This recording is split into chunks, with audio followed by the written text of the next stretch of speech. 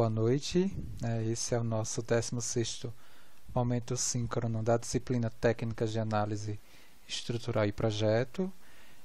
E neste momento síncrono a gente vai fazer mais uma aplicação do nosso último tópico do curso, que é Introdução à Análise Matricial de Estruturas.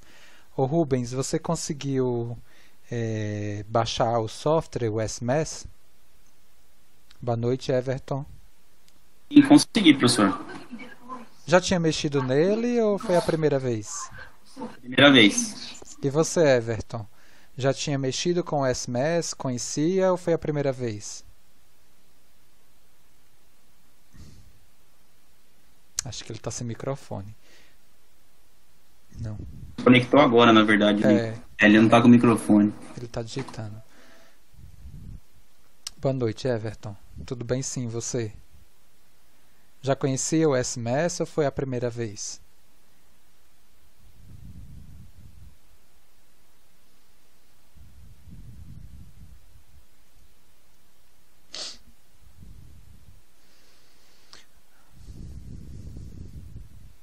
Tá, perfeito. O Kelvin, comentou com você, que ele utilizava essa ferramenta lá em elementos finitos.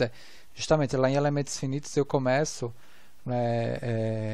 a motivar os alunos a desenvolver essa habilidade de programação, de automação, de automatização de contas, por meio dessa ferramenta, porque ela é gratuita, ela é uma planilha de cálculo, ela facilita bastante até para quem quer, na verdade, depois pensar em expandir, vamos dizer assim, essa lógica para um programa, um programa escrito em uma linguagem mais rebuscada, Python, Fortran, e assim vai. Ela me dá uma ideia de como as coisas funcionam num universo um pouco menor, e aí para depois você generalizar ficar mais fácil. Eu indico sempre essa ferramenta para os meus alunos de mestrado, no sentido deles abrirem as contas do que eles estão desenvolvendo em termos de modelo e no caso, já no viés de elementos finitos mesmo,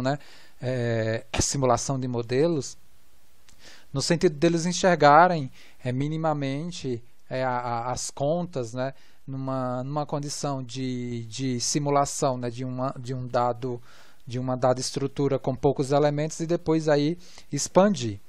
Eu vou aqui fazer mais um exercício, mas antes disso eu acho que foi a Denise ou eu esqueci. Sempre confundo, porque no quadrimestre passado tinha uma aluna chamada Débora. Não sei se é do seu grupo, Kelvin, ela. É a Denise. Perfeito. Boa noite, Rafael. É a Denise. Então, ela me pediu para meio que estruturar um roteiro dos passos da aplicação desse tópico aqui para resolver as estruturas que a gente está trabalhando. Então, antes do exercício, vamos fazer minimamente esse roteiro e depois, com esse roteiro meio que definido, a gente vai para o exercício e vai pactuando aí a comparação entre o que a gente descreveu no roteiro e o exercício que a gente vai resolver. Na verdade, o exercício é esse daqui, é essa viga hiperestática, e aí eu vou abrir um arquivo novo e a gente vai construindo paulatinamente a solução desse exercício dentro da lógica do roteiro que a gente vai escrever. Então agora eu vou lá para o quadro e alguém só me confirma que está tudo certo aí no quadro. Tá ok, professor. Perfeito. Então, o exemplo 35 do curso é aquele que eu acabei de mostrar, mas antes disso, vamos fazer um roteiro, um roteiro para organizar as ideias aí, no sentido de aplicar essa lógica da análise matricial de estrutura para a simulação de vigas e de barra sobre força normal, que é o que a gente está vendo. No caso aqui, esse roteiro ele vai ser bem focado em vigas. Então, o primeiro ponto aqui, o primeiro passo desse roteiro é a questão da discretização da minha estrutura. Então, o elemento de viga estudado e apresentado aqui é um elemento de 2 nós, 2 graus de liberdade por nó, né, com esses sentidos aqui positivo. Então eu tenho o nó 1 e o nó 2, e aí eu vou ter, né, o deslocamento na horizontal e o giro, né, 2 graus associado ao primeiro nó e 2 graus associados ao segundo nó. Aqui eu tenho V2 e θ2. Esse elemento finito aqui, elemento finito não, desculpa, esse elemento de viga, ele tem uma rigidez constante, né, e um comprimento L definido. Então, o que a gente precisa avaliar nessa questão da discretização é observar a estrutura da viga, né, e no primeiro momento, por exemplo, identificar, né, na viga as situações de presença de carga concentrada e momento concentrado e obrigatoriamente associar um nó, né, no ponto de aplicação dessas cargas concentradas. Então, se teve carga concentrada, seja ela de momento ou de carga vertical mesmo, né, transversal à barra, obrigatoriamente, né, eu coloco um nó. Ah, professor, eu lembro que no momento síncrono passado, o senhor mostrou uma situação lá de solução do livro que ele não considerava, não é, um nó no carregamento e mesmo assim ele desenvolveu o problema. Pode ser, só que é o seguinte, se você pegar, não é, e não colocar, por exemplo, um nó na carga concentrada aqui, P, distante de A do nó 1 e de B do nó 2, eu vou ter que gerar o vetor de força que vale 4 por 1 para essa situação aqui. Qual é a situação? Como é que eu gero esse vetor de força? Eu tenho que pegar, avaliar, né, uma viga biengastada com esse carregamento, né, P aí concentrado distante de A do nó 1 aqui associado ao engaste à esquerda e distante de B, né, do nó 2. Eu preciso gerar essa situação. O que eu estou falando para você com esse passo daqui é você não ter que fazer isso. Você não precisa fazer isso. Ah, professor, eu vou ter que utilizar mais elementos finitos para minha análise. Qual o problema? Quem vai fazer a conta é o computador? Né? Não tem problema nenhum. Né? Não tem problema nenhum. Ah, vou gastar mais memória RAM. E daí? Você não está resolvendo o problema? Essa questão do custo computacional precisa ser avaliado? Precisa. Mas o mais importante é resolver o problema. Né? Ah, eu tenho um problema super difícil, importantíssimo aí na indústria. Né? Algum pesquisador ou um grupo de pesquisa conseguiu resolver esse problema, né, com a situação de alto custo computacional. E daí? Não vai se utilizar dessa potencialidade para a melhoria de um dado desenvolvimento, de uma dada indústria? Claro que vai. Né? Agora, se você tiver um outro método, né, que resolve o mesmo problema com menos custo computacional, é claro que todo mundo vai apontar para aquela situação. Eu só estou te dando uma situação que você pode evitar. Você pode fazer isso? Pode. Você pode resolver os problemas de viga com uma discretização que não contemple, por exemplo, um nó presente na carga concentrada. Pode ser. Só que você vai ter que desenvolver esse vetor de força para essa situação. Qual foi o único vetor de força que a gente desenvolveu para o elemento de viga? Aqui apresentado no momento síncrono passado. Qual foi o carregamento? Alguém me responde?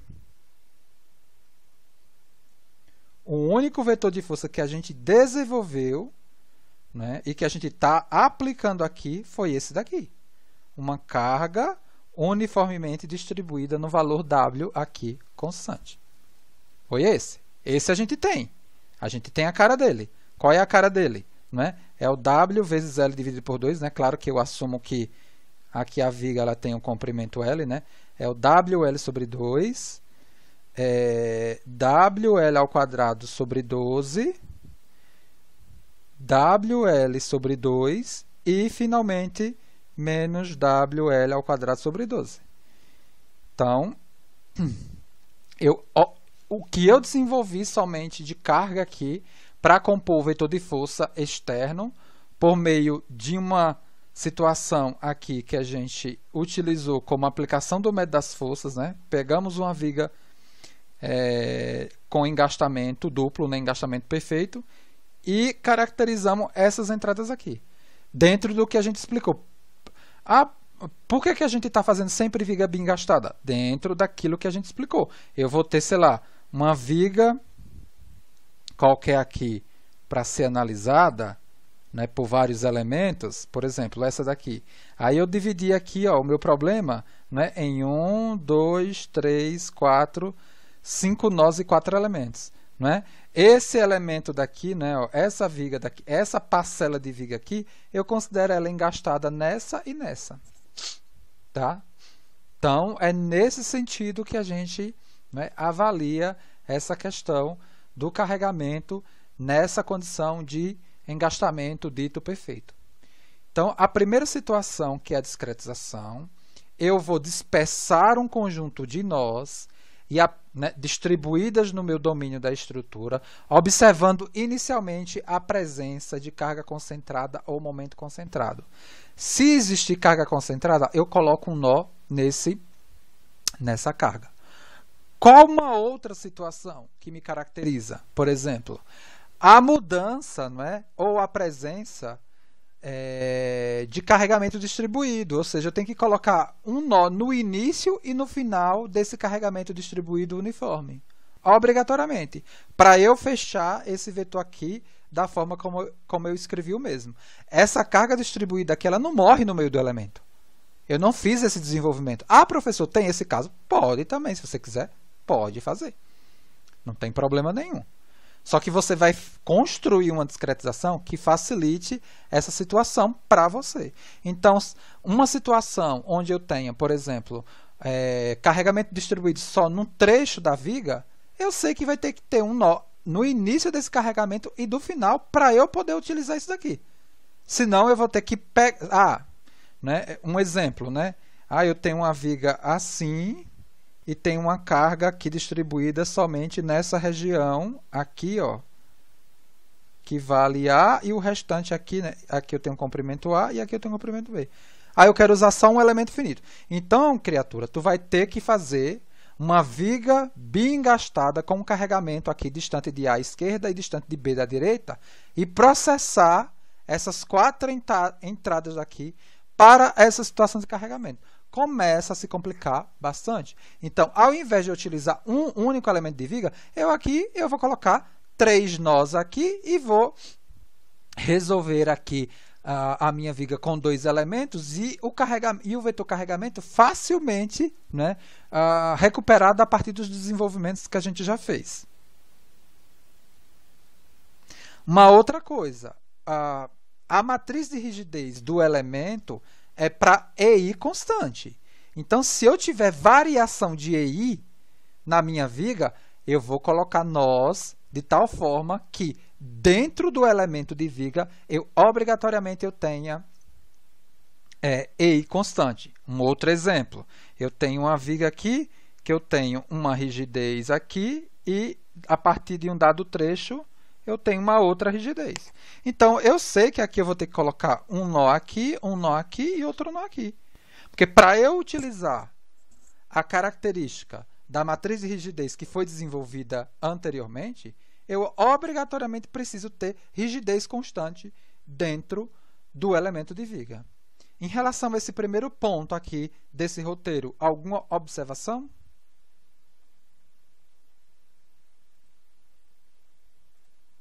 Professor, só confirmar com essa questão da discretização, por exemplo, se eu tiver um carregamento distribuído e em determinado ponto eu tenho um outro concentrado sobreposto a esse, aí ali eu coloco um nó e divido esse distribuído nos 2 trechos, além de considerar esse concentrado nesse nó novo que eu coloquei, né? Muito boa pergunta, isso mesmo. Olha só, qual foi a situação que ele falou? Vou colocar aqui, eu tenho uma viga... Perfeito? Tem um carregamento distribuído tem um carregamento distribuído que morre aqui. E sei lá, eu tenho um carregamento concentrado aqui, ó, né? Sei lá, valendo P. E vamos lá, né? Eu tenho um outro carregamento concentrado de momento aqui, né? Qual seria a discretização mais lógica dentro do que a gente desenvolveu? É colocar um nó. Deixa eu pegar uma outra cor aqui. Eu colocar um nó aqui, um nó aqui, um nó aqui, outra aqui e outra aqui. Não é? Porque, obrigatoriamente, eu preciso colocar nós nas cargas concentradas, aqui e aqui. Eu, obrigatoriamente, preciso ter dentro do elemento finito rigidez constante e carga uniformemente distribuída. Então, todas essas condições aqui, elas foram atendidas. Então, para eu analisar essa viga com o que a gente já desenvolveu de forma mais tranquila, eu precisaria aplicar 5 nós e 4 elementos para a análise dessa viga aqui. Foi essa a pergunta? Isso mesmo, professor. Obrigado. É isso. Tá? E, por acaso, se eu tiver, né, o mundo não é só, né, a modelagem em cima dos carregamentos não é feita simplesmente nessa condição que a gente desenvolveu até o momento no curso. Eu posso ter, por exemplo, uma situação de carregamento linearmente distribuída. Não é? Eu posso ter essa situação aqui, ó, de carregamento, não é? Ó.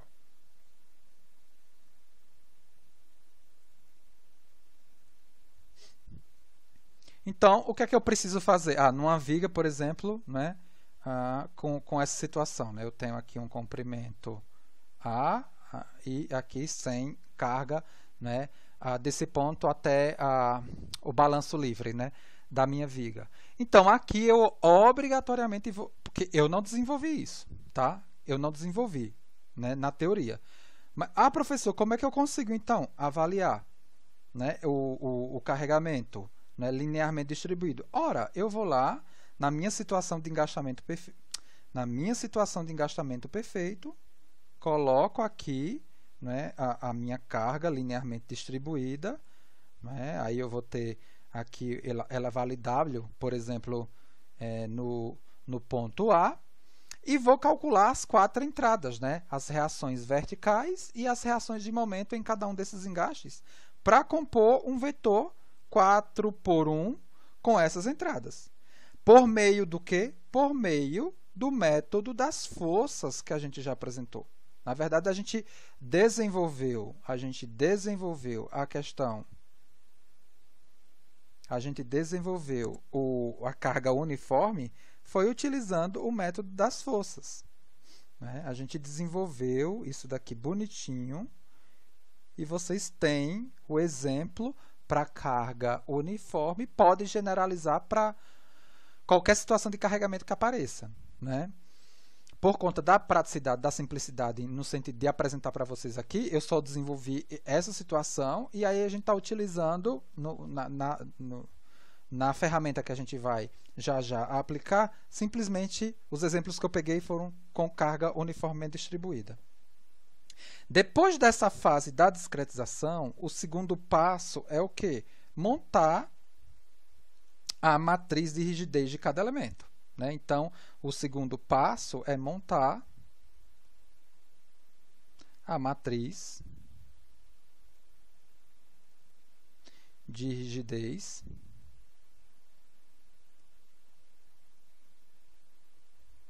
de cada elemento. Lembrando que para o elemento de viga analisado, né, com essa situação aqui de 2 graus de liberdade por nó, qual vai ser a dimensão, né, dessa matriz de rigidez elemental? Ela vai ter uma dimensão de quanto?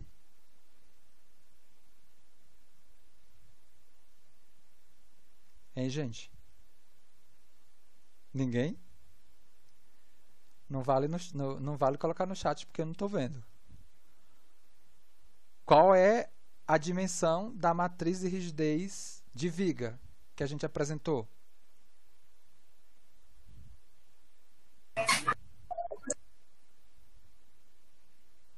Alguém? 4 por 4? Perfeito. 2 por 2, né? Não, 4 por 4. 2 2 graus. São 2 graus por nó. 2 Então graus por nó. ela vai ter a dimensão de 4 por 4. Já já a gente enxerga a cara dela. 2 por 2 é a matriz de barra sobre força normal. Eu preciso montar o vetor de força elemental, né? Montar o vetor de força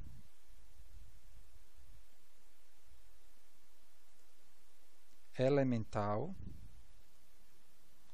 Aí a dimensão do vetor de força, 4 por 1.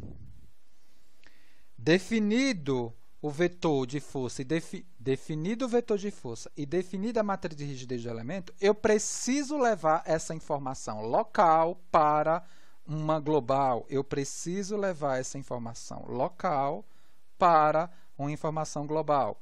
Como foi que a gente, né, desenvolveu isso no momento síncrono passado? A gente apresentou aquela lógica da matriz de espalhamento. Professor, eu posso fazer isso na mão, né, na cabeça direto? Pode. Geralmente os professores, eles, quando apresentam esse tópico, eles apresentam essa lógica de transposição dessa informação local para global, fazendo uma apresentação lá tradicional no quadro. Olha, essa região do elemento de viga, né, 1 vai para essa região da matriz.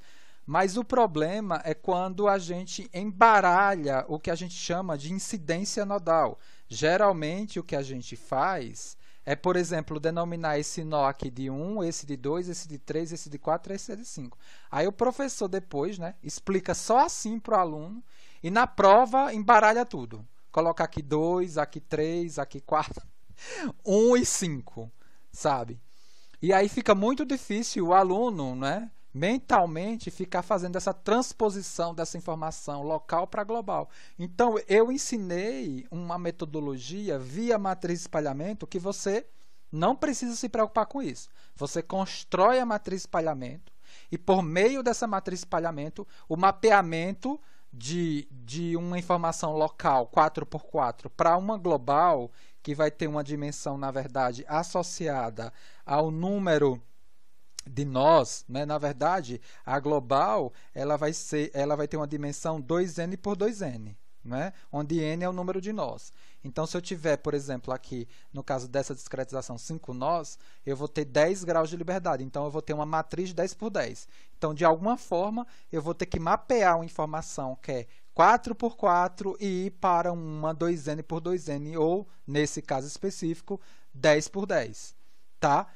Para que a gente faça a composição dessa estrutura inteira a partir da contribuição de cada um desses elementos que compõem essa discretização. Tá? Essa é uma metodologia, essa é uma forma. Existem outras formas? Claro, depende da ferramenta que você utiliza, né?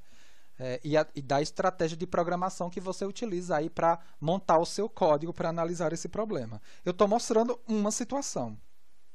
Então, na sequência aí, eu preciso, então, só para formalizar, eu preciso definir, né, as matrizes, eu preciso definir a matriz de espalhamento. Então, eu preciso, né, montar ou definir a matriz de espalhamento. Essa matriz de espalhamento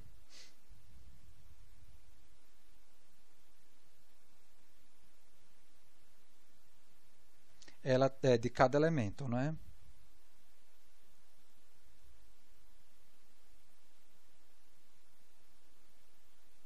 É uma matriz de espalhamento de cada elemento e ela tem uma dimensão 2n por 4, né? Justamente porque a gente vai fazer o quê? Para compor essa matriz de espalhamento.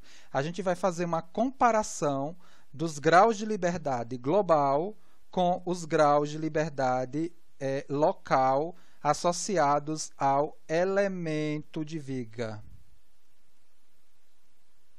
E aí, para eu ter compatibilidade matricial, não é, na verdade, esse vetor aqui global, ele tem uma dimensão 2n por 1.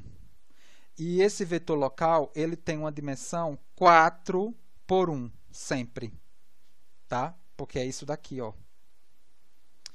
É isso daqui, ó, né? É V1, θ1, V2, θ2, tá?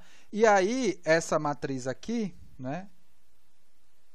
Ela entra com essa dimensão, 2n, né? 2n por 4, onde cada uma das entradas, ela dessa matriz de espalhamento aqui, ela é ou 1 ou 0. 1 em Kelvin, quando do comparativo entre esse vetor e esse vetor, eu tiver o verdade, né?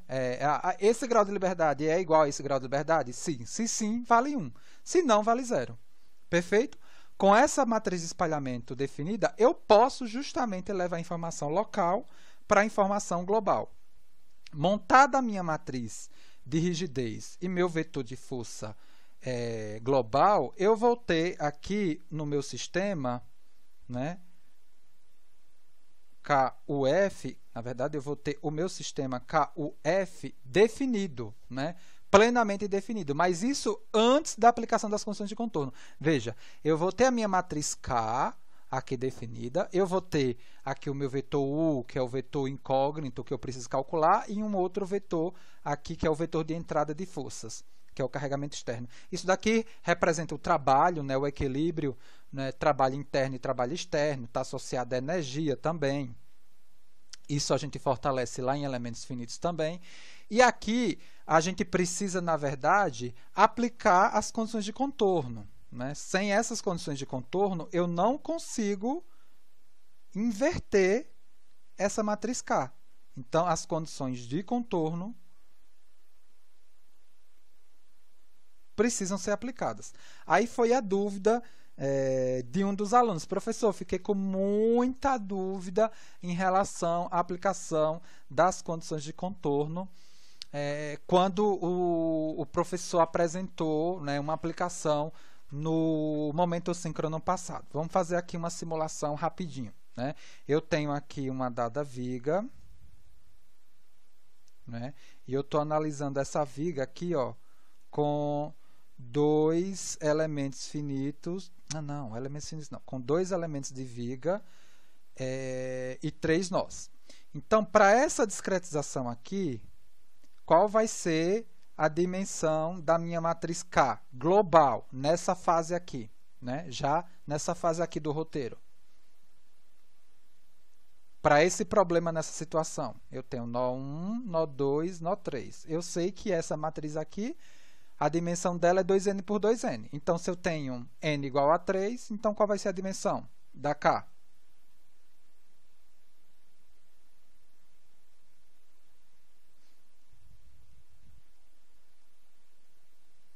Seis por 6. Tudo bem? Então, eu vou ter aqui, ó, né, essas entradas aqui da minha matriz K. Eita, não ficou bom não aqui.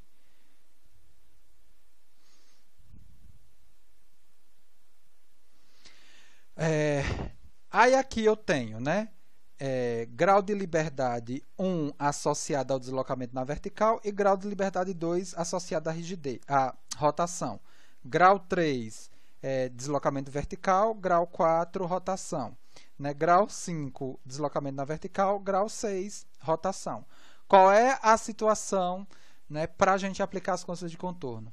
Eu tenho condição de contorno aqui em impedimento de deslocamento na vertical no 1 e no 5. Então, o que é que eu faço? Identifico, né, esse grau de liberdade aqui na matriz, né, identifico, na verdade, a diagonal principal associada a esse grau de liberdade. Por exemplo, é o cruzamento de 1 com 1, da linha com a coluna, é esse daqui.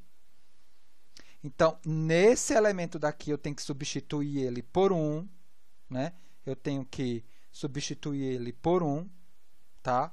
Matar linha, né, e matar coluna relacionado às entradas desse grau de liberdade.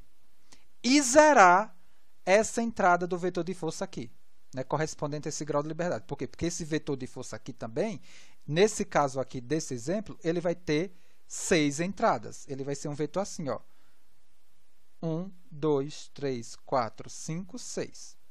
Então, eu faço o quê? Substituo o elemento da diagonal principal por 1, mato linha e coluna, ou seja, zero todos os elementos, e também zero a entrada correspondente ao vetor de força. Por quê? Olha só, eu preciso resolver esse sistema. Quando eu faço, né, a aplicação das condições de contorno e modifico esse sistema, por exemplo, para essa situação, quando eu multiplicar linha vezes essa coluna aqui, que são as 6 incógnitas do meu problema, o que é que vai me dar essa multiplicação? Na verdade, veja, é 1, 0, 0, 0, 0, 0. Aí eu vou pegar aqui 1 vezes a primeira entrada desse vetor, que é o primeiro elemento incógnito desse vetor aqui, que é quem? Vamos colocar aqui. O 1, o 2, o 3, o 4, o 5 e o 6. Eu estou colocando o U como elemento genérico aí do vetor deslocamento, tá? Porque no caso aqui a gente está usando V e θ. Poderia ser V1, θ1, V2, θ2, V3, θ3. Tudo bem? Isso aqui é só para dar lógica aqui no roteiro. Então, linha vezes coluna. Então, vai ficar 1 vezes o 1, mais 0 vezes o 2, mais 0 vezes o 3, mais 0 vezes o 4, mais 0 vezes o 5, mais 0 vezes o 6. Isso aqui igual a quanto? A 0. Ah, professor, mas isso é a condição de contorno que está aqui. Mas é isso mesmo. Você está aplicando as condições de contorno aqui no sistema. Você está forçando o seu sistema de equação te dar que valor para esse resultado aqui desse deslocamento? 0. A mesma coisa eu vou fazer aqui para o grau de liberdade 5. Então, eu vou identificar aqui no meu sistema a diagonal principal associada a esse grau de liberdade, substituir por 1 e matar linha e coluna relacionado a esse grau de liberdade. O matar significa substituir todas as entradas por 0. E também, na entrada aqui do vetor de força correspondente a esse grau de liberdade, substituir ele por quem? Por 0. Perfeito. Com a aplicação das condições de contorno, você vai encontrar o campo de deslocamento do seu sistema, né, estrutural, discretizado. Você vai encontrar aqui os deslocamentos. Mas o que é que geralmente a gente pede? O professor pede as reações de apoio e os diagramas de esforços. Como é que a gente faz para encontrar as reações de apoio? Veja, você acabou de encontrar o... Você sabe que as reações eles estão nesse vetor.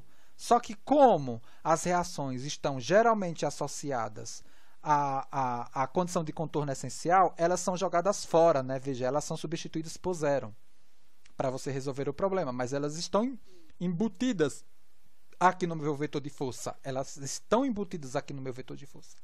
Então, esse vetor de força aqui, na verdade, ele é composto por forças ativas mais as reativas.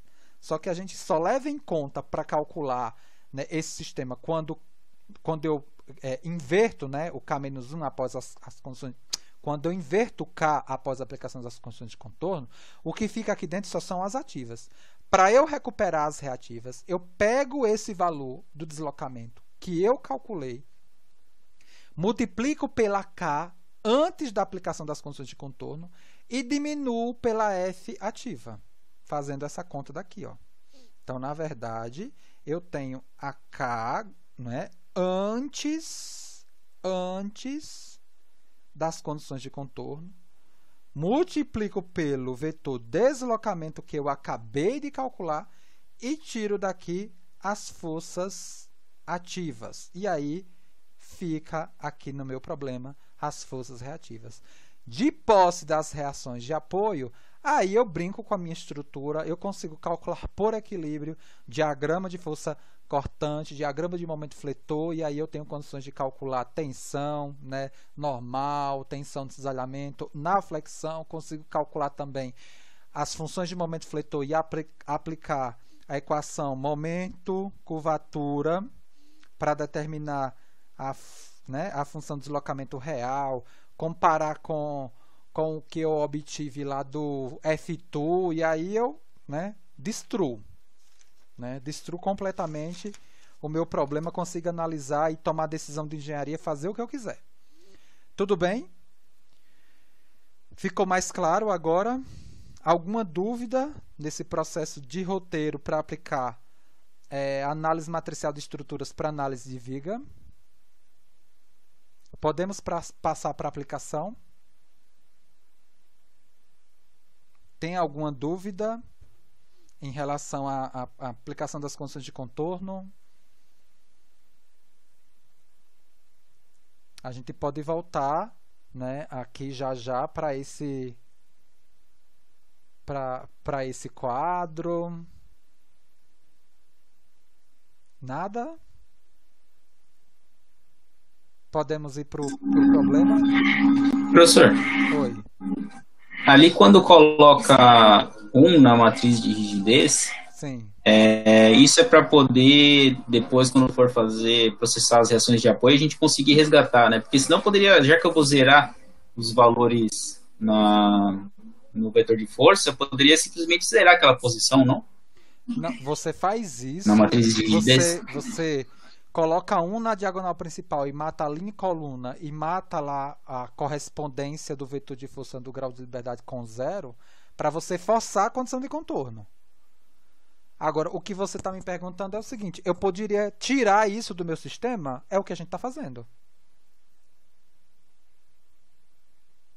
Poderia. Você poderia tirar isso do seu sistema e ficar com a matriz K reduzida. Aí você consegue inverter. É isso que a gente está fazendo. No final das contas, a gente está tirando como se fosse a gente tirar linha e coluna completa. Para essa situação aqui, é como se eu ficasse, por exemplo, com essa matriz aqui, ó, que ao invés de ser 6 por 6, ela vai virar 4 por 4. Só que eu não faço isso, né? Eu utilizo ela 6 por 6 com essa condição, só que quando eu mudo ela de 6 por 6, ela cheia, para ela 6 por 6 com as condições de contorno aplicadas nesse viés, eu consigo inverter. Sem isso, eu não consigo inverter de forma alguma. A gente já mostrou isso no momento síncrono passado e a gente vai ver novamente agora com esse problema que a gente vai resolver. Certo, professor. Uhum. Então, para quem está... agora, aí eu preciso que vocês me digam. Vocês querem que eu resolva passo a passo isso daqui ou que eu resolva com o que já está aqui? Não tem problema nenhum. Eu posso aqui, ó, vou abrir um novo arquivo e a gente fazer isso daqui passo a passo. Deixa eu ver como é que eu coloco aqui. Sem limites. Sem limites. Vocês querem que eu faça passo a passo esse problema? Isso seja melhor passo a passo, professor. Então vamos lá. Eu vou pegar aqui, né, o problema que a gente vai analisar é esse daqui. Eu vou copiando de um para o outro, tá?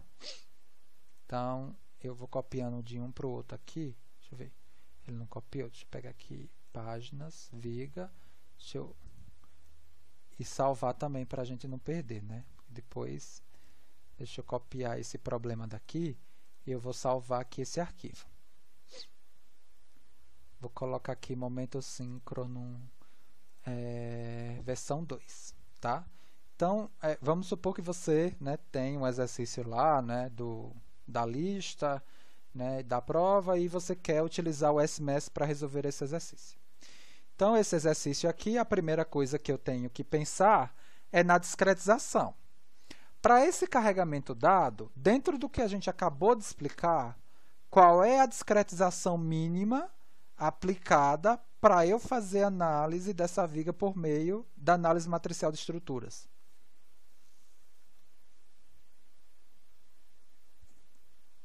Quantos nós e quantos elementos, né, você aplicar dentro do que a gente apresentou, que a gente já desenvolveu.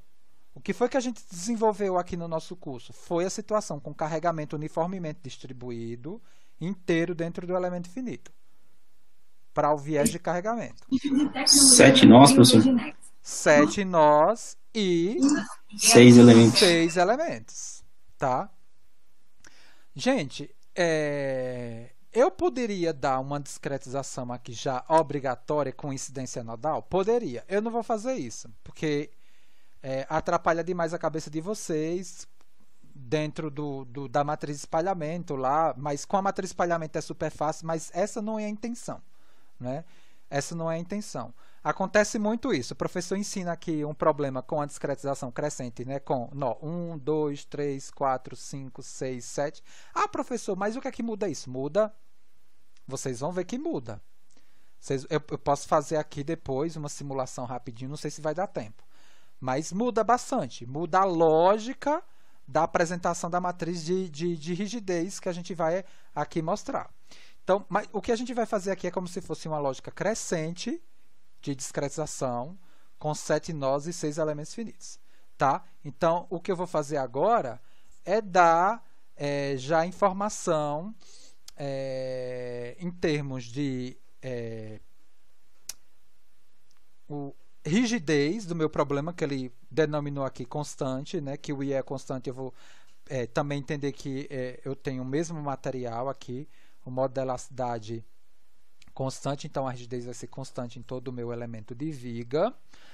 E eu vou começar aqui dar também informação relacionada aos carregamentos e comprimento de elemento finito quando eu for apresentando, né, a definição de cada matriz de rigidez de cada elemento finito, eu vou dando também essa variável, tá? Então eu vou pegar aqui e apresentar as primeiras variáveis do meu problema. Então as primeiras variáveis, e eu estou colocando tudo aqui no meu problema associado às unidades Newton e metro, tá? Então o que foi que eu fiz aqui? Eu organizei. Ele não está copiando. Calma aí. Eu organizei aqui esse primeiro conjunto de informações, né, como o módulo dela, a rigidez unitária. Muito cuidado, isso eu já expliquei na aula passada. Muito cuidado com essa rigidez unitária, porque você pode ter problema, a depender do tipo de viga, você pode ter problema no mau condicionamento da matriz, né? Por ser uma rigidez muito pequena e a depender do tipo de viga que você esteja estudando, você pode ter problemas numéricos associados aí. Eu acho que o Kelvin lembra de uma situação dessa lá em elementos finitos, onde a gente teve problema no próprio SMS, que a gente não conseguia bater a solução, né, com o que a gente já conhecia, né, a solução numérica com o que a gente já conhecia, e depois eu fui ver que era questão de condicionamento. Você pode pegar, por exemplo, uma situação de rigidez aí, pegando o modo de elasticidade, por exemplo, de uma viga de aço, né? Pegar o modo de elasticidade do aço e pegar um perfil aí clássico, né? E calcular a rigidez.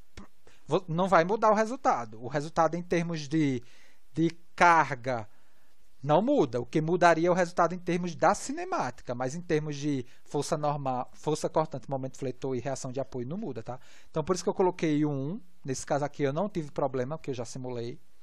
Eu chamei esse carregamento aqui de concentrado de P1. Chamei esse outro carregamento concentrado aqui de P2. Chamei, como são 6 elementos finitos, eu chamei aqui, por exemplo, nesse primeiro elemento finito, eu não tenho carregamento distribuído. Nesse segundo, eu não tenho carregamento distribuído. Nesse terceiro, eu tenho. Vale 52,54 e positivo. Por quê? Porque o nosso sistema de coordenada y positivo é para baixo, né? Muito cuidado. O 4 eu não tenho. O 5 eu não tenho e o 6 eu tenho, valendo 35,03, positivo, então, para baixo, né? De cima para baixo. Tudo bem? Então, com o carregamento e a rigidez minimamente definida, agora eu preciso, né, calcular matriz de rigidez dentro do roteiro lá, né? Calcular matriz de rigidez e vetor de força elemental. É isso que a gente vai fazer. Então, bom, o professor ele já desenvolveu a matriz de rigidez do elemento de viga. Está aqui. E para cada um dos elementos, eu preciso simplesmente definir o comprimento, porque o EI já foi definido, né? Para eu calcular essa matriz de rigidez, ela é função de quem? Da rigidez EI e do comprimento do elemento finito. Está aqui. Então, o primeiro elemento finito é L1, 3,05 metros. Eu vou agora mudar para lá e calcular, né, o primeiro elemento finito. Olha só, no SMS, quando eu quero dar uma entrada para uma dada variável, eu utilizo o igual. Tá? Então, esses dois pontos igual, você dá uma entrada para essa variável. Por exemplo, aqui, ó, eu estou dando a essas variáveis essas respectivas entradas aqui. Perfeito? E aí, eu quero escrever uma função de algumas variáveis. Aí, por exemplo, eu estou escrevendo essa matriz K como função de EI, aí eu coloco ponto e vírgula, eu tenho, sei lá, essa função aqui é função de 10 variáveis. Eu vou ter que colocar aqui as 10 variáveis aqui, né, dentro desse parêntese. Nesse caso aqui, essa função é só função de duas variáveis, que é a rigidez e o L1. E essa matriz de rigidez a gente já definiu em momento síncrono anterior. Qual é a dimensão dessa matriz? 4 por 4. Qual é a correspondência dessa primeira matriz aqui, desse elemento aqui, finito? São os graus de liberdade do nó 1 e do nó 2. Ó, a gente pode fazer algo aqui, ó. A gente pode fazer algo assim, ó.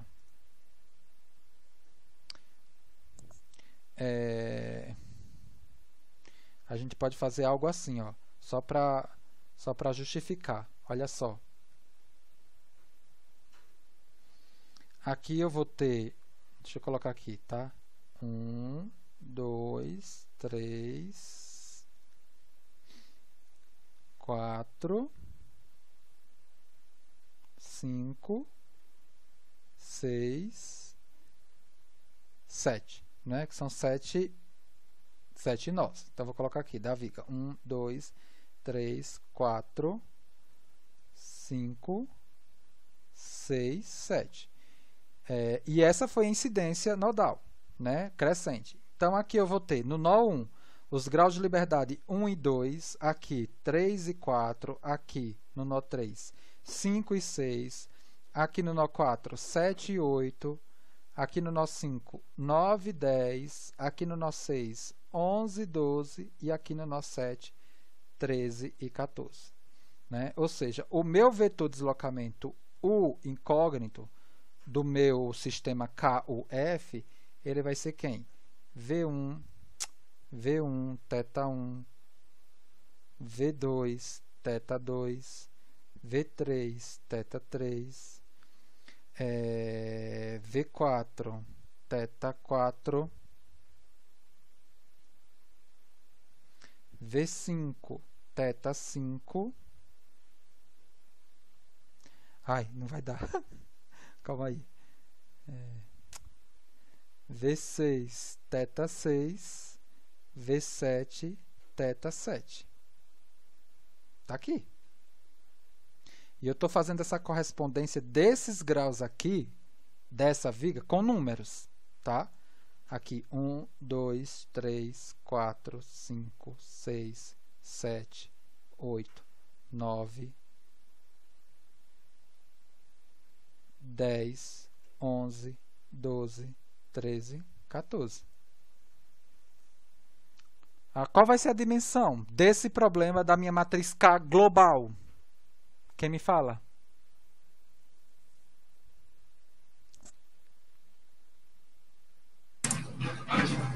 14 por 14? 14 por 14. A matriz K global, ela é 14 por 14. Por quê? Porque eu sei que o global ele tem a dimensão 14 por 1. Qual vai ser a dimensão do meu vetor de força global? 14 por 1. Senão, eu não tenho compatibilidade matricial. Né?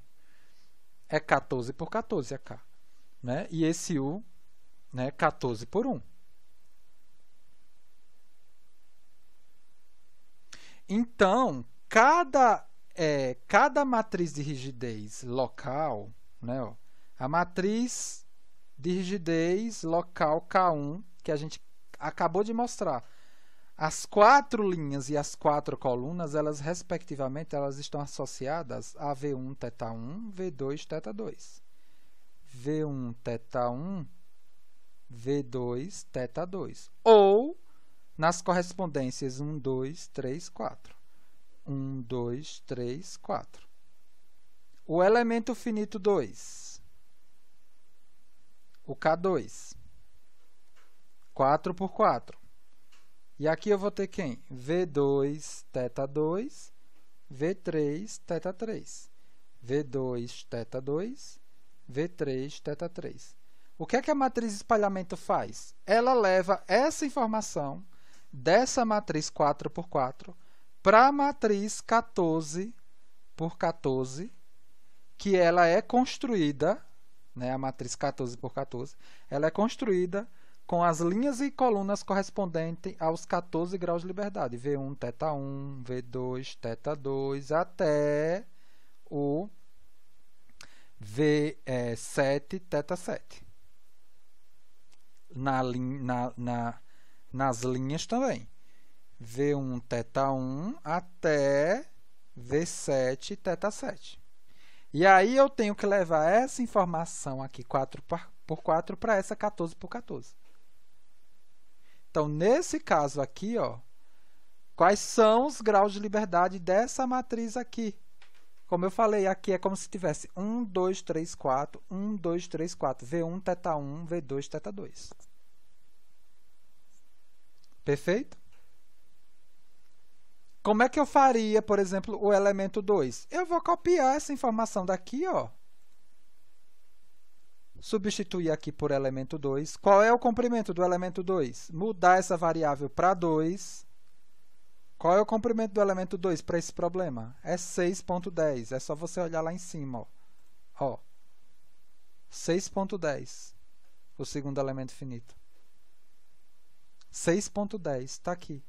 E mudar aqui as entradas da função. Sair mudando aqui, ó. Em relação à matriz de rigidez, posso fazer uma cópia das outras aqui para a gente adiantar? Tem dúvida como montar no SMS a matriz de rigidez que a gente definiu e a partir das informações de comprimento e rigidez conseguir enxergar o valor dela aqui no SMS? Alguém não conseguiu fazer isso?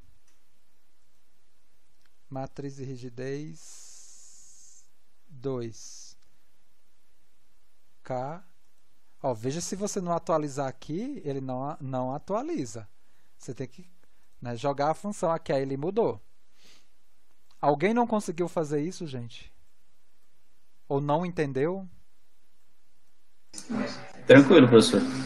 Então, como a gente já entendeu como se faz isso aqui, eu vou copiar tudo, né, que eu tinha feito anteriormente, né? Deixa eu fazer o vetor de força também, que eu não fiz, né? Deixa eu pegar aqui, ó, o vetor de força do elemento 1. E aí a gente volta. Vetor de força também aqui. Olha só, vetor de força do elemento 1. O que foi que eu fiz? Olha só, o que foi que eu fiz? A única situação que a gente desenvolveu no nosso curso, em termos de força distribuída na minha viga, foi a situação da força uniformemente distribuída no elemento de viga por completo. Aí a gente utilizou, né, olha, vou até aqui recuperar o que a gente fez. Quando foi que a gente fez isso? Olha só, vou mostrar de novo, né? A gente fez um exercício sobre isso lá atrás, aqui, ó, para justamente, né, a gente partiu desse problema, utilizamos lá o método das forças, ó, né, para chegar aqui nesse vetor com essa característica. A gente já explicou. Então, foi esse o único que a gente fez. Tá? Perfeito.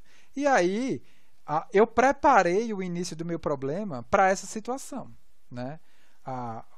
No elemento finito, se eu tenho carregamento uniformemente distribuído, eu coloco um número diferente de 0 no valor do carregamento. Se eu não tenho carregamento distribuído, eu considero o vetor ali estruturado, só que eu coloco 0.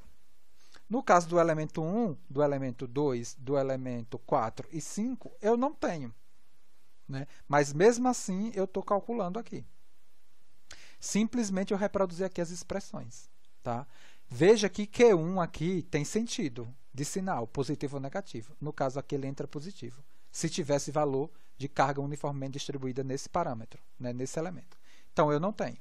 Então da mesma forma eu venho aqui, ó, copio isso daqui para o elemento 2 e só atualizo aqui as coisas. Elemento 21 não, elemento 2. Então aqui eu vou mudar para F2, vou mudar aqui para Q2, vou mudar aqui para L2. Então aqui Q2, L2, Q2, L2,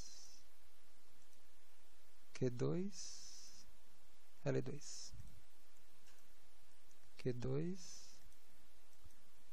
L2. Perfeito. Então, como vocês já entenderam essa questão de compor o vetor de forças e a matriz de rigidez de cada elemento, eu vou agora copiar o do elemento 3, do 4, do 5 e do 6. E vamos agora para a matriz de espalhamento. Aí isso a gente faz. Tá? Então, aqui eu vou copiar. Tá? Bom, fizemos o do 3, o do 4,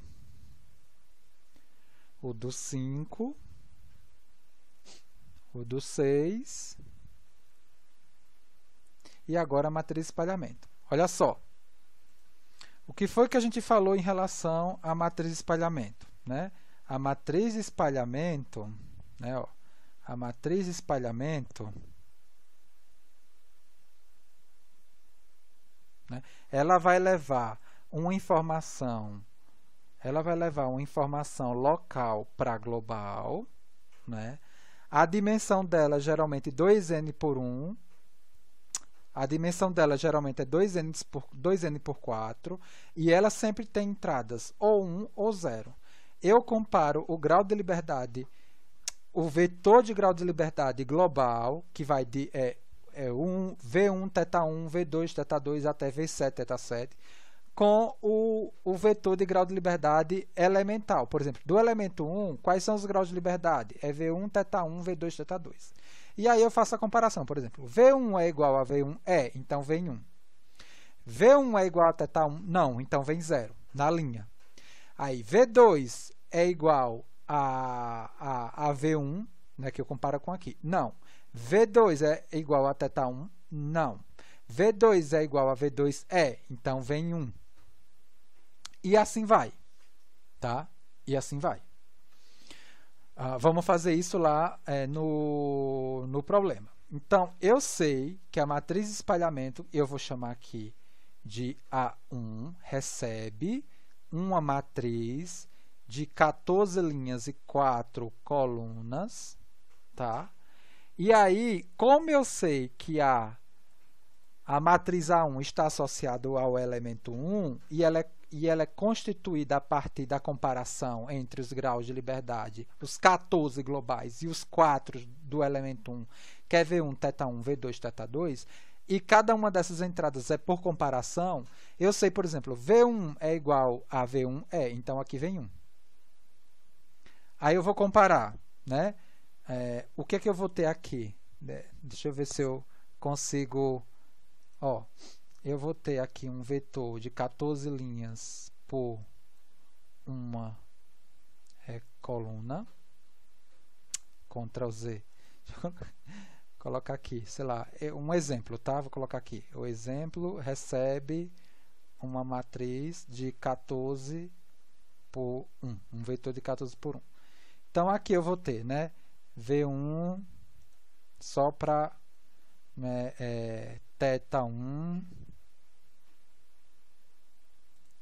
V1 θ1, V2 θ2, tá? Até, né, V7 θ7, tá? Para eu não perder muito tempo. Perfeito? Aí eu teria esse vetor, não é? Comparado com o vetor de grau de liberdade elemental, que eu vou chamar aqui, deixa eu colocar aqui, elemental, que é 4 por 1. 4 por 1. E isso daqui vai ser quem? Esses 4 primeiros daqui, que é o V1, θ1, V2,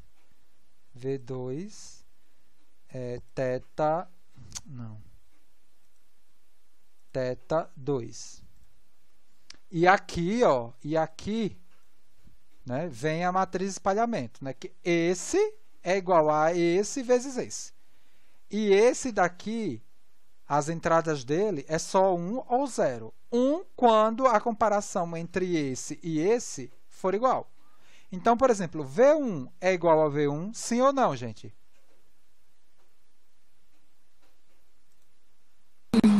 Sim. Então, 1. V1 é igual a θ1? Não. 0. V1 é igual a V2? Não. 0. 0. V1 é igual a θ2? Não. 0. θ1 é igual a V1? Não. Não. 0. θ1 é igual a θ1? Sim. 1. θ1 é igual a V2?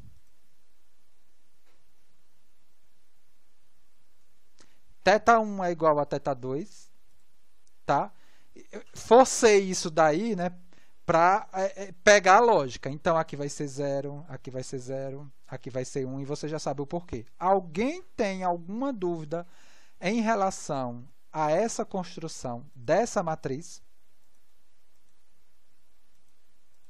Por que eu estou colocando o restante tudo 0? Por exemplo, aqui vai ser V3. V3 é igual a V1, θ1, V2, θ2? Não, tudo 0.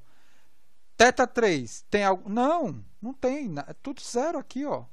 Tudo 0. Vá na fé, filho.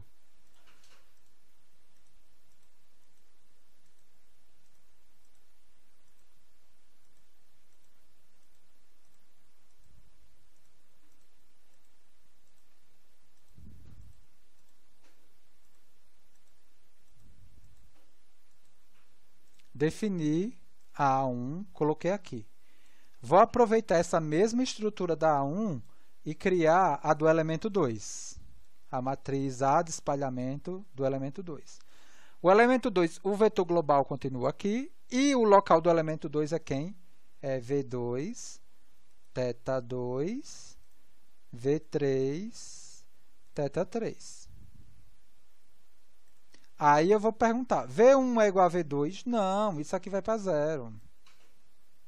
V1 não é igual nem a V2, nem a θ2, nem a V3, nem a θ3. Então, isso aqui tudo 0. Né? θ1 é igual a V2, θ2, V3, θ3? Não, criaturinha. É 0. V2 é igual a V2? Opa, é. V2 é igual a θ2? Não, 0. V2 é igual a V3? Não, 0. Então, aqui vai ser 0, vai ser 1. Vocês já estão enxergando a lógica disso daí. Então, aqui vai ser 1 e aqui vai ser 1. Posso colocar as matrizes A3, A4, A5 e A6? Vocês entendem o que precisa ser feito? Sim. Divide seu cabelo no livro. Né?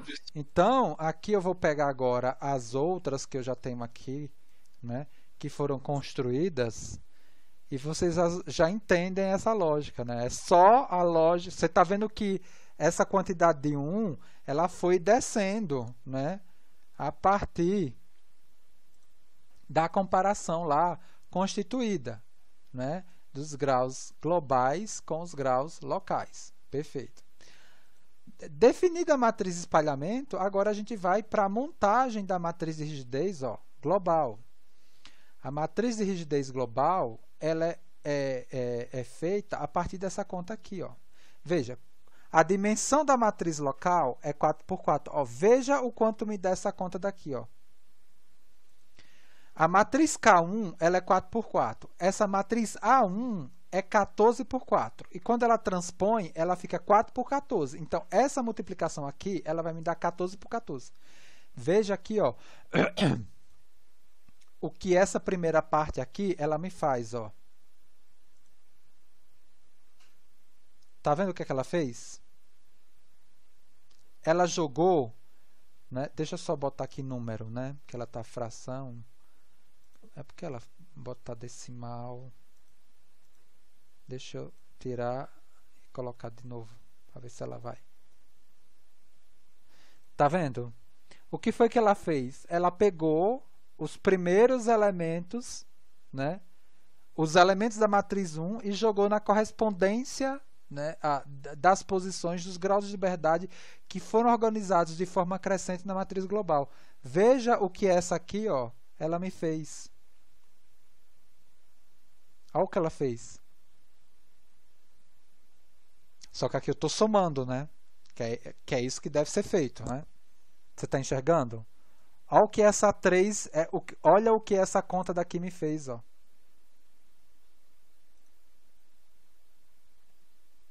Ó. Olha o que essa conta daqui 4 me fez. É esse mapeamento da local para global, né, que esse espalhamento já me faz direto, né? Isso daqui eu teria que fazer, se não fosse essa conta, mentalmente, né? E transferindo essas informações. Ficou mais claro o que esse espelhamento faz? O que esse mapeamento por meio dessa matriz faz? Agora eu vou calcular, vou copiar aqui, né, o K global. Então, K global aqui vale... Deixa eu ampliar aqui, né? Tá aqui. Olha só, gente. A cara dessa matriz de rigidez global, né, nessa configuração de discretização crescente, ela me dá o que a gente chama de matriz em banda, né? Os valores diferentes de zero, elas estão na diagonal principal e em torno dela, né? E o restante é tudo zero, né? Isso é uma característica da matriz de rigidez para essa situação de discretização, tá? E se a gente fosse pensar, né, no viés numérico, aqui a gente não vai se preocupar, porque aqui a própria planilha ela utiliza uma metodologia aqui para resolver inverter essa matriz aqui quando ela tiver as constantes de contorno. É claro que essa K global aqui do jeito que está, ela não é inversível, tá? Ó, se eu pegar essa matriz aqui, ó, e tentar inverter, aqui, ó, eu não vou conseguir. Vou colocar aqui um igual, ó. Ó, ela inverteu. Nesse caso aqui ela inverteu, né? Mas não era para ser inversível, né? Porque aqui eu não tenho condições de contorno ainda aplicada. De alguma forma, a metodologia numérica aqui aplicada conseguiu inverter. Mas possivelmente isso aqui não tem coerência, tá? Né? No caso passado lá, a gente nem conseguiu inverter no exemplo passado. Aqui, obrigatoriamente, eu preciso aplicar as condições de contorno, que é o próximo passo. Tudo bem? Então, vamos lá para as condições de contorno. Deixa eu só ver como foi que eu fiz lá, se eu peguei aqui. Ah, não, primeiro eu montei o vetor de força global. Tá, da mesma forma, eu venho aqui, monto o vetor de força que eu considero inicialmente a parcela, né, que veio lá da carga distribuída, ok? E para eu ter o vetor de força global, eu tenho que levar em conta também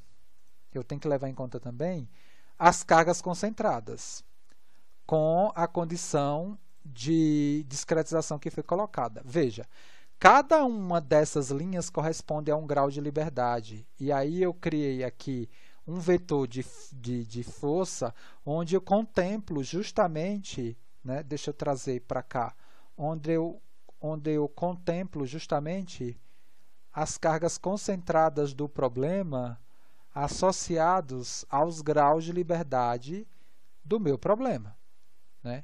Então, no caso aqui, desse problema daqui, eu estou colocando carga concentrada nesse nó e nesse nó, que tem correspondência a quais graus de liberdade? 1, 2 ao 3, está aqui, ó, 4, 5, 6, 7, 8, 9, está aqui, ó. E aí não tem mais, né? 10, aí 11, 12, 13, 14. 10, 11, 12, 13, 14. Então, nessa posição correspondente ao V2, então aqui é V1, θ1, V2, θ2, V3, θ3, V4, θ4, V5, né? θ5, né? Porque aqui contribui o trabalho para o deslocamento na vertical, né? Então, com sinal positivo, muito cuidado, né? Por exemplo, se eu tivesse uma carga-momento aqui, nesse ponto aqui, ela no horário, como é que ela entraria nesse vetor? Aqui, eu colocaria ela nesse ponto aqui, onde tem essa carga concentrada, uma carga-momento no sentido horário. Como é que ela entraria aqui nesse vetor? Ela entraria positivo ou negativo?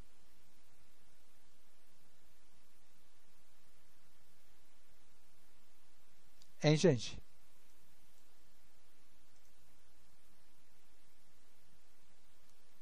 Hein?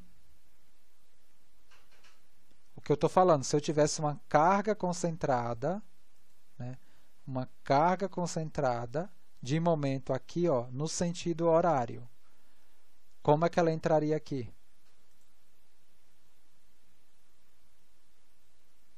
Positivo, professor? Ela entraria positiva em que ponto aqui do vetor? Uns 5. Ela entraria nessa posição aqui, né? θ5, né? 2, 4, 6, 8, 9, 10. No θ5. Foi isso que você quis falar, né? Isso. No θ5, que é essa posição aqui. Então, ela entraria aqui, um valor positivo. Perfeito. Como não tem carga, né? Na relação de momento, está tudo zero. Vamos voltar lá. Então, aqui eu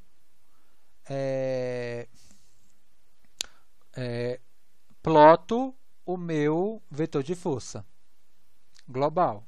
Está aqui. Vetor de força global. Seguindo os passos lá, eu preciso resolver o meu sistema KUF. E para eu resolver o sistema KUF, eu preciso inverter, né, essa matriz aqui com as condições de contorno aplicadas. Vamos lá. Quais são as condições de contorno desse problema aqui, ó? Quanto é que vale V1?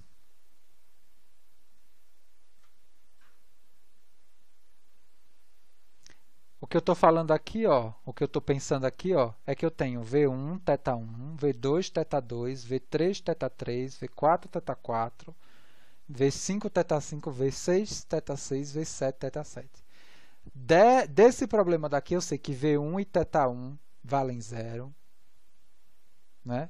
V2, θ2 é incógnita, V3 é zero, V4 é zero, V5 e θ5 não são zero, θ4 não é zero, θ3 não é zero, V6 é zero e V7 e θ7 zero. Então, e aí eu faço a ligação com os números aqui dos graus de liberdade, né? Então, 1, 2 são 0. Qual é a lógica? Eu identifico a diagonal principal do grau de liberdade, que no caso aqui é 1, 1, 1, primeira linha, primeira coluna. Substituo esse valor por 1 e mato a linha e a coluna referente a isso.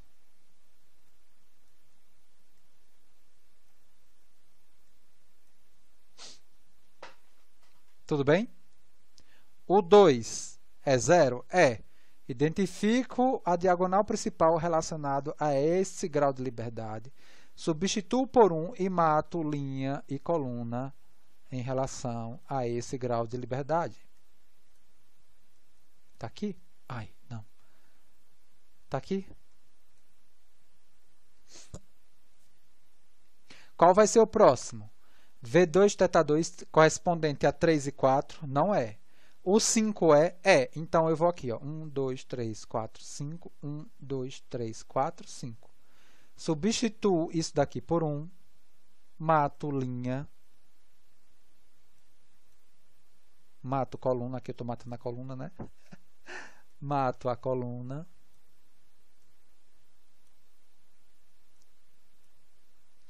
E mato a linha correspondente a esse grau de liberdade. Qual é o próximo? Né? 1, 2, matei. 3, 4, não mato. 5, matei. 6, não matei. 7, eu mato. Então, eu vou contar aqui. 1, 2, 3, 4, 5, 6, 7. 1, 2, 3, 4, 5, 6, 7. Substituo a diagonal principal por 1, o elemento da diagonal principal. Mato a coluna. E mato a linha.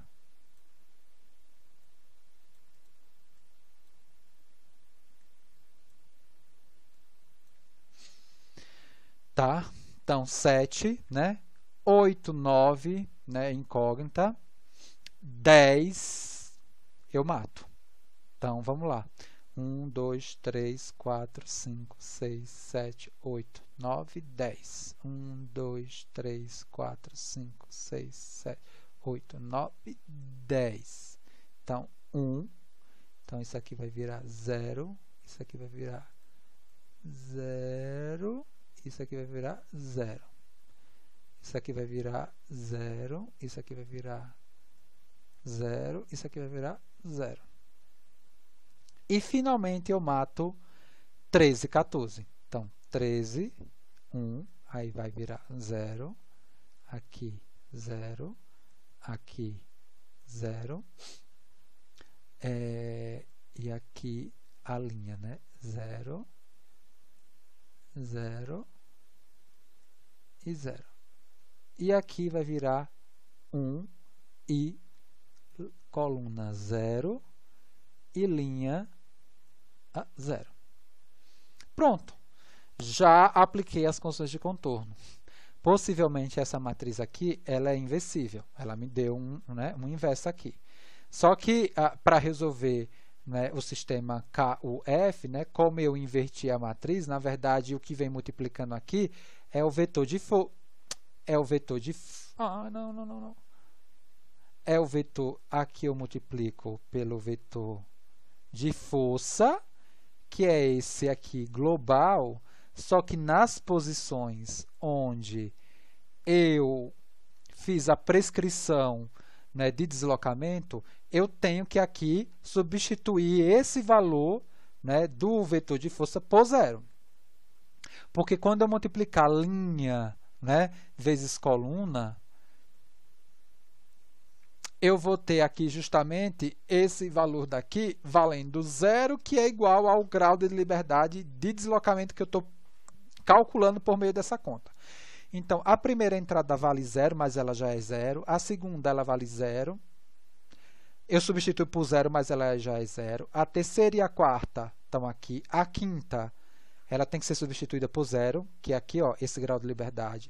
A sexta está livre. A sétima tem que ser 0, substituir por 0. A oitava está livre, né? Nona, 1, 2, 3, 4, 5, 6, 7, 8, 9, 10. E será que aqui eu coisei foi o grau 10? Teria que ser o grau 11. Então, eu vou fazer o seguinte. Eu vou pegar essa matriz aqui, para eu não perder tempo. Eu vou copiar a outra, que a outra está certa. Tá? Vocês entenderam, né? Como...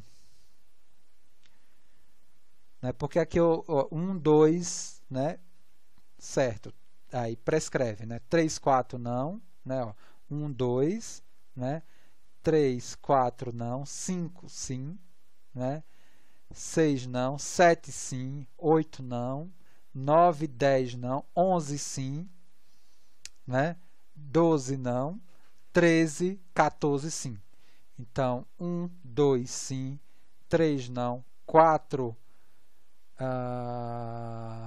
não, 5 sim, 6 não, 7 sim, 8 não, né? 9, 10 não, 11 né? Sim, 12 não, 13 e 14 não. Isso daqui eu igual, encontrei aqui o meu vetor de deslocamento. Deixa eu só comparar com o que eu já tinha resolvido para ver se deu o mesmo valor. Se não deu, a gente volta. É que aqui está com bem mais casas decimais, né? Mas me deu o mesmo valor. Perfeito. Então, estamos bem.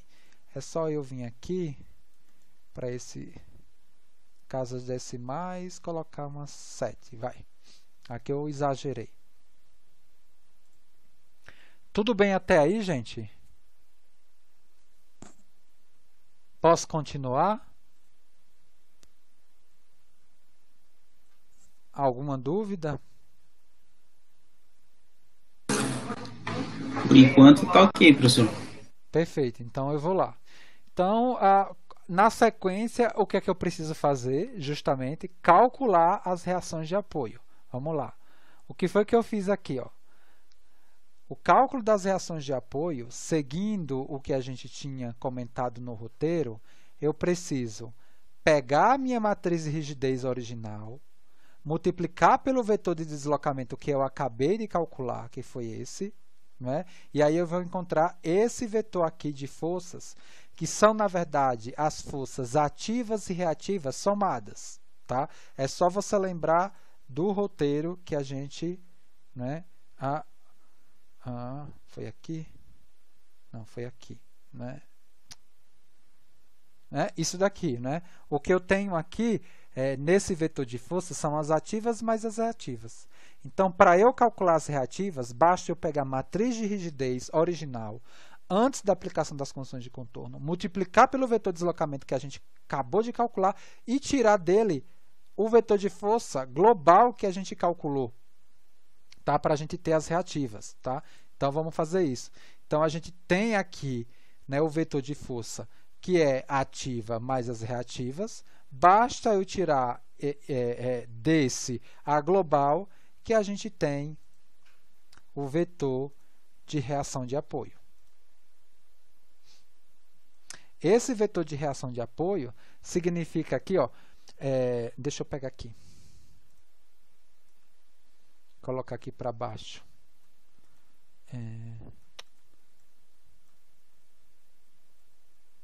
Olha só, pegar, colocar aqui para baixo. Cuidado que a gente vai dar a resposta em kN. Então, você vai pegar isso e dividir por 1000. Então, aqui vale menos 22.647 kN. Aqui é 918,07 kN. Aqui você divide por 1000.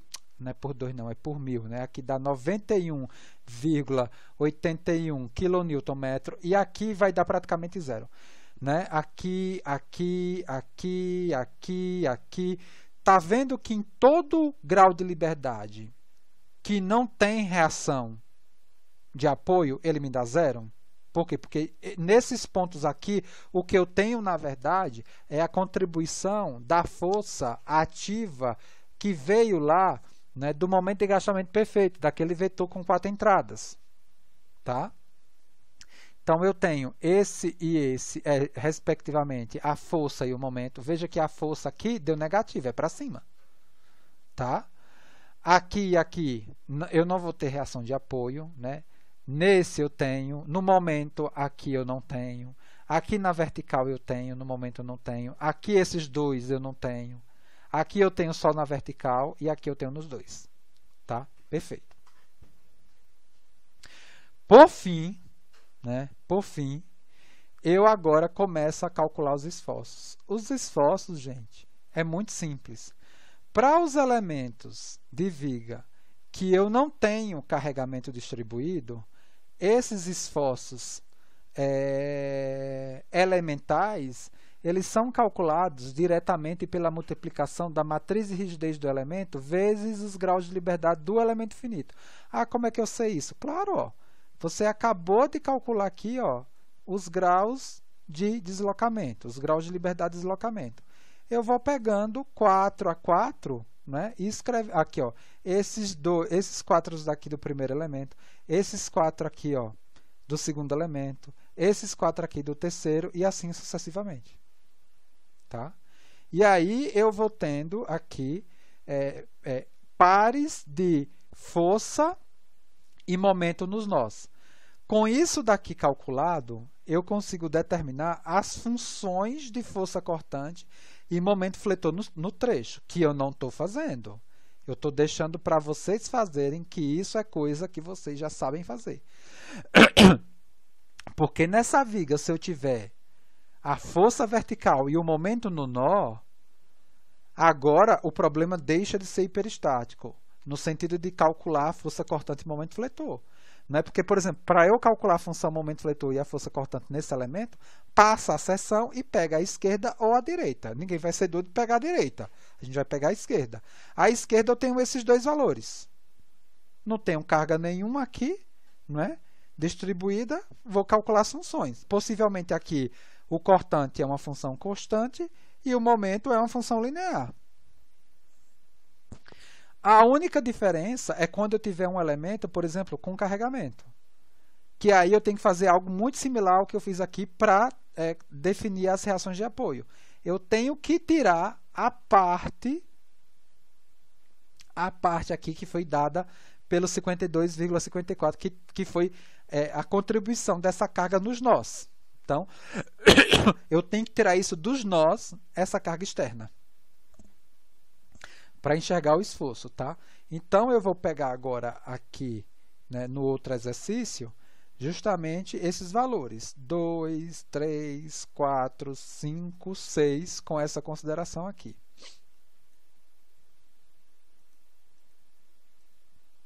E copiar aqui. Então, o elemento 3, ó, eu tenho um carregamento. Então, para esse elemento, para eu ter agora os valores que a gente vai comparar aqui com o exato, que a gente vai mostrar, do valor da multiplicação da matriz de rigidez pelo vetor deslocamento elemental do elemento 3, eu tenho que tirar essa força aqui, F3. E aí eu tenho justamente as forças cortantes e momentos fletores nodais naquele elemento. Ora, por fim, o que foi que eu fiz? Eu rodei, claro que eu não calculei isso na mão, né? Quem vai calcular são vocês. Eu só estou dando aqui a cara dos diagramas de esforços, né, que foram calculados aqui no F2. Olha só, originalmente você não tem esse diagrama feitinho, esse diagrama foi feito no F2. O que é que você tem pela análise matricial de estruturas? Esse par aqui de força e momento em cada um desses nós. Tudo bem? Então, por exemplo, nesse nó aqui eu tenho uma força de 22,5 kN. É só ver lá na reação. No vetor de reação de apoio. Olha aqui o vetor de reação de apoio quanto deu. 22,65 kN. Negativo de baixo para cima. É só ver quanto é que me deu lá no F2. Aqui, ó. Aqui eu tenho um momento que é no sentido horário. 92 kN. Eu vou lá no meu vetor de reação de apoio e veja quanto é que me deu. Aqui, ó, 92. Positivo, horário. Tá aqui. Ó, tá aqui. Nesse nó, quanto é que me deu? 54, não, 549,8 kN. Vamos ver lá.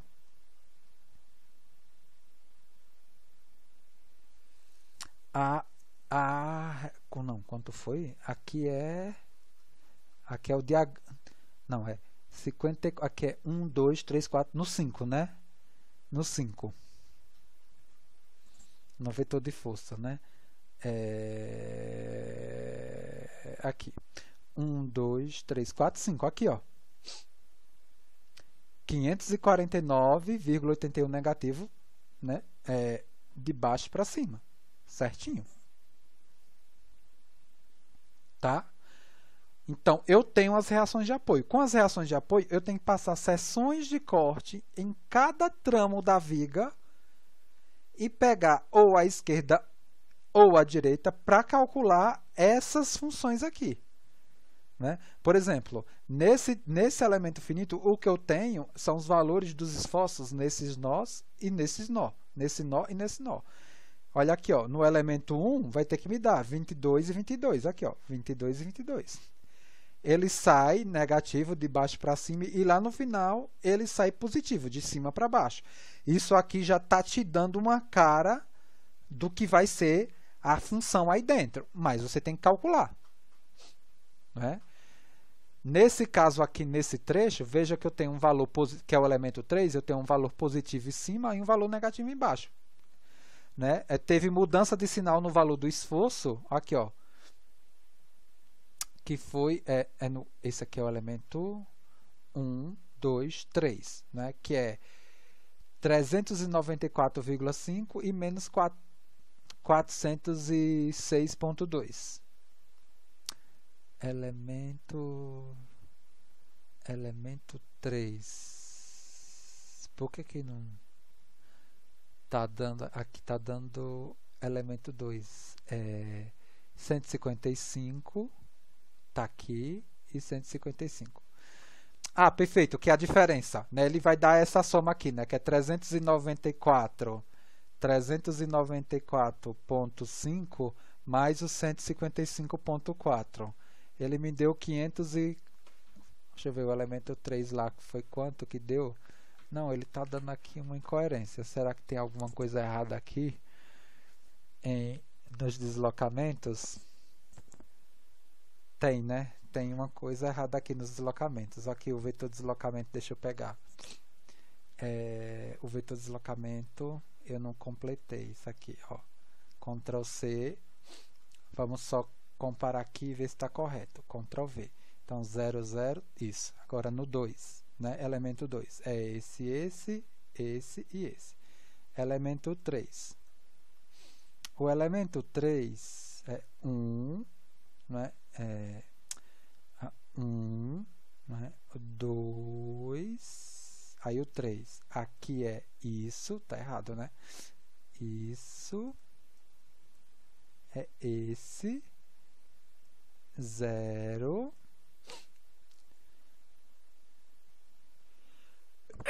desculpa, esse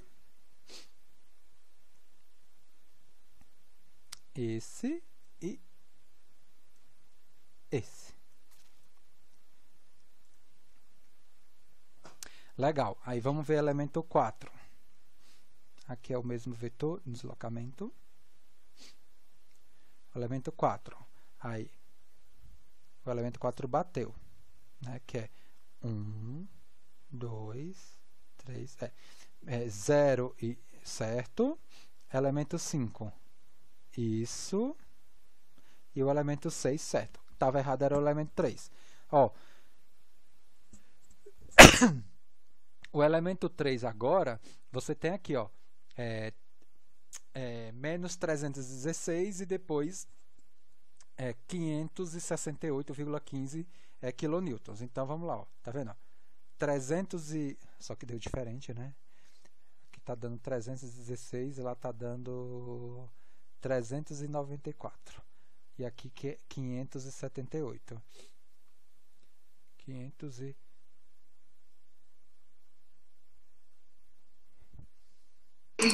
Professor, esse 568 não seria a soma dos Não, valores no ponto ali? aqui está dando 316 e 483. Desculpa, deixa eu só ver se eu peguei os deslocamentos corretos mesmo. Deixa eu apagar desse, só para não me confundir. Esse aqui é o do 1,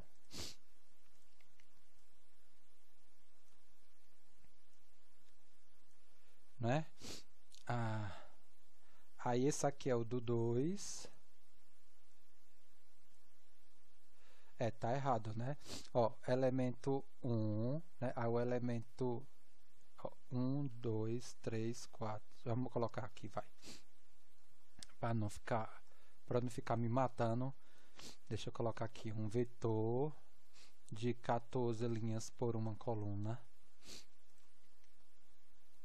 1, 2, 3, 4, 5, 6, 7, 8, 9, 10, 11, 12, 13, 14.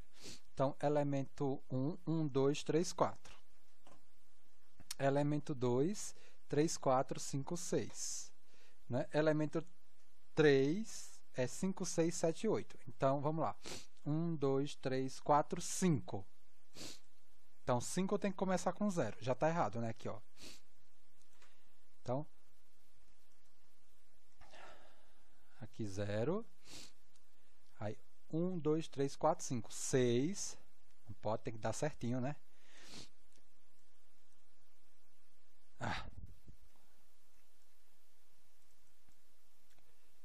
6. 1, 2, 3, 4, 5, 6. 7, 0. Ai, ai. 7 e finalmente 8. 1, 2, 3, 4, 5, 6, 7, 8. Agora vamos lá. Vocês depois conferem. Bonito. Ah, não. 8.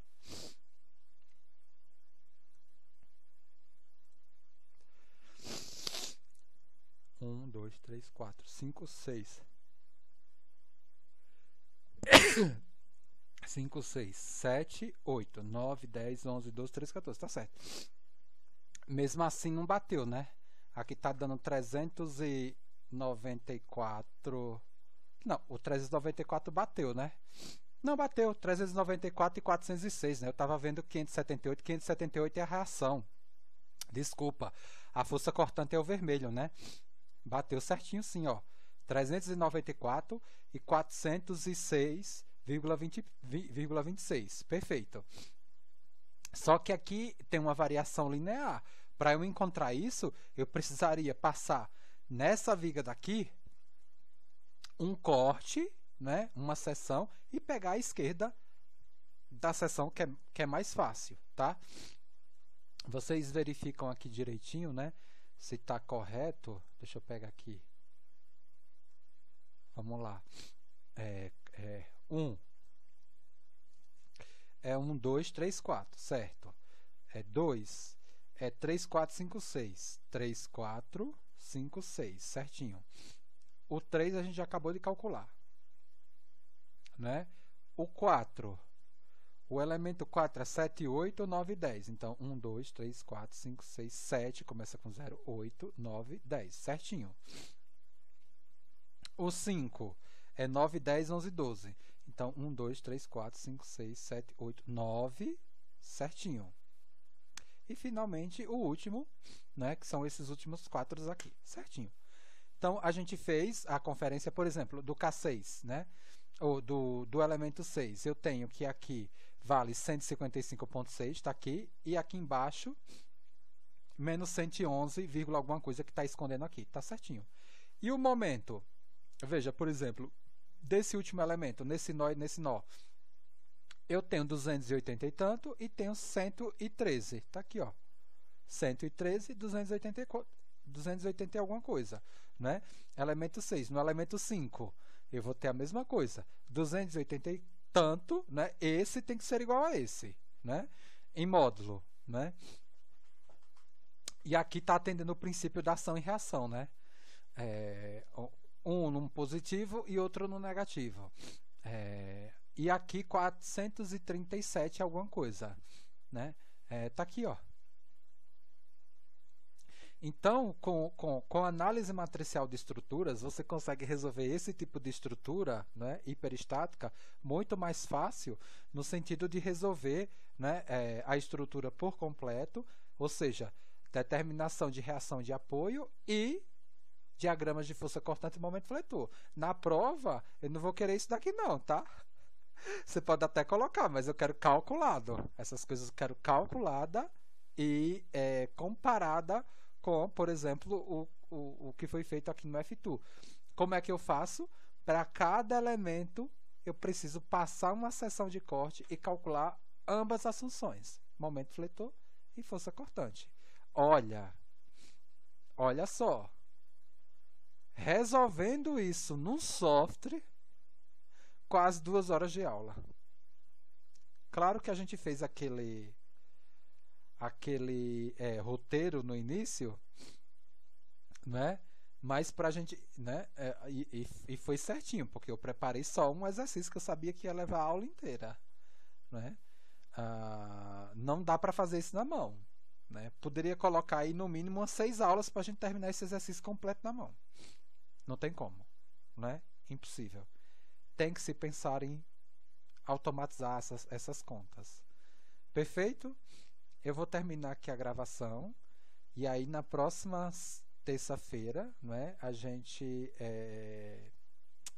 tem o nosso último momento síncrono e a gente vai fazer mais um exemplo. Vamos fazer um exemplo de barra sobre força normal agora e, se der tempo, um exemplo de viga aqui, por exemplo, com carga-momento, que a gente não fez ainda.